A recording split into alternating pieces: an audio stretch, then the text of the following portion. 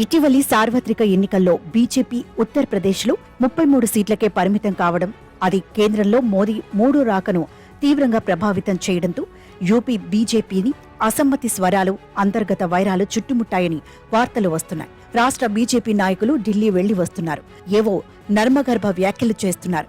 కొందరు అక్కడే తిష్టవేసి ఇంతకాలము దాచుకున్న ఆగ్రహాన్ని వెళ్లగక్కే ప్రయత్నాలు చేస్తున్నారు. ముఖ్యమంత్రి యోగి ఆదిత్యనాథ్కి ఉప ముఖ్యమంత్రి కేశవ్ ప్రసాద్ మౌర్యకి మధ్య విభేదాలు మరింత స్పష్టంగా బయటపడ్డాయి. యూపీ బీజేపీ అధ్యక్షుడు భూపేందర్ చౌదరి రాజీనామాకు సిద్ధపడితే పెద్దలంతా సముదాయించారని, ఓబీసీ మౌర్యకు మరింత ప్రాధాన్యం పెంచి ఠాకూర్ యోగిని నియంత్రించాలని అనుకుంటున్నారని ఏవో విశ్లేషణలు వెలువడుతున్నాయి. రాష్ట్రంలో 10 అసెంబ్లీ స్థానాలకు ఉప ఎన్నికలు సమీపిస్తున్న నేపథ్యంలో ఈ మాత్రం హడావిడి సహజం.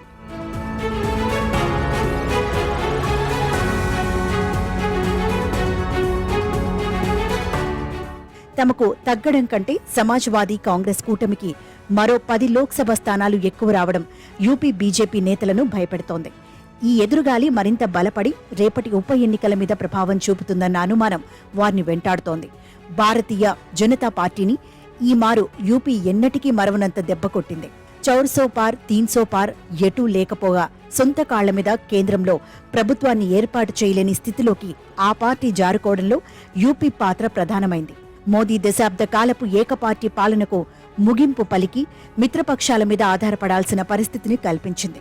80 స్థానాలున్న రాష్ట్రంలో 5 ఏళ్ల కంటే 29 స్థానాలు తగ్గి 33 సీట్లకు పడిపోయి 8% ఓట్లను ఆ పార్టీ కోల్పోయింది. నరేంద్ర మోదీ ఆధ్వర్యంలో బాలరాముడి ప్రతిష్ఠ జరిగిన అయోధ్యలో ఆ పార్టీ అభ్యర్థి ఓడిపోవడం, దళితుడైన ఓ సమాజ్వాదీ అభ్యర్థి అక్కడ మంచి మెజారిటీతో గెలవడం, వారణాసి నుంచి పోటీ చేసిన మోదీకి గతంలో కంటే మెజార్టీ సగానికి తగ్గిపోవడం వంటి విచిత్రాలు సైతం యూపీలో అనేకం జరిగాయి.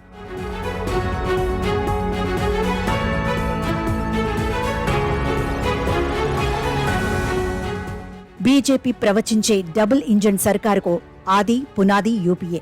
మోదీ యోగి ద్వయం మిగతా బీజేపీ ముఖ్యమంత్రులకు నిన్నటి వరకు ఆదర్శం. ఎన్కౌంటర్లు, బుల్డోజర్ల భాష కూడా వారికి యోగి నేర్పిందే. యోగి ఆధ్వర్యంలో ఇప్పటి వరకు జరిగిన 4 ఎన్నికల్లోనూ బీజేపీ మంచి ఫలితాలే సాధించింది. ఈ మారు ఆయన అభ్యర్థుల ఎంపికను పూర్తిగా అధిష్టానానికి వదిలేసి పెద్ద పొరపాటు చేశారని కొందరు అంటారు. ఓ 40 మంది సిట్టింగ్లకు టికెట్లు ఇవ్వవద్దని ఆయన ప్రతిపాదిస్తే ఢిల్లీ పెద్దలు పట్టించుకోలేదని మరికొందరంటారు. కారణాలు ఏమైనప్పటికీ ఈ ఫలితాలతో యోగి తన ప్రాభవాన్ని కోల్పోయిన మాట నిజం. నిజానికి ఈ మారు కూడా ఎప్పటిలాగానే ఎన్నికల ప్రచారంలో మోదీదే కీలక పాత్ర. రాష్ట్రాన్నే కాదు, యావత్ దేశాన్ని ఆయన చుట్టేశారు.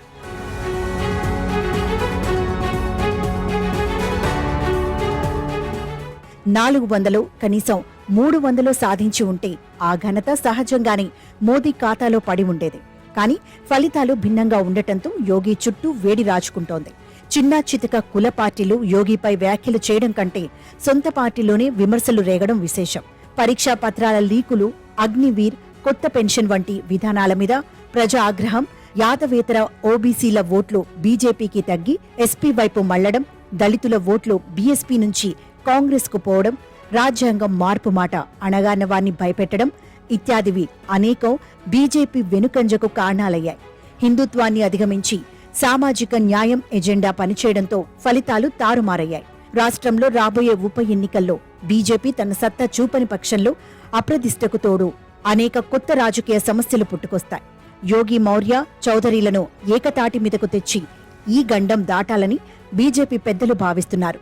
ఉప ఎన్నికల వరకు మార్పు చేర్పులేవీ చేపట్టకుండా ఆ ఘట్టం దాటాక సమూల ప్రక్షాళన జరపాలన్న ఆలోచన కూడా ఉండి ఉండవచ్చు. ఎస్పీ కాంగ్రెస్ కూటమి బలపడుతున్న దశలో యూపీ బీజేపీని గాడిన పెట్టడం అధిష్టానానికి పెద్ద పరీక్షే.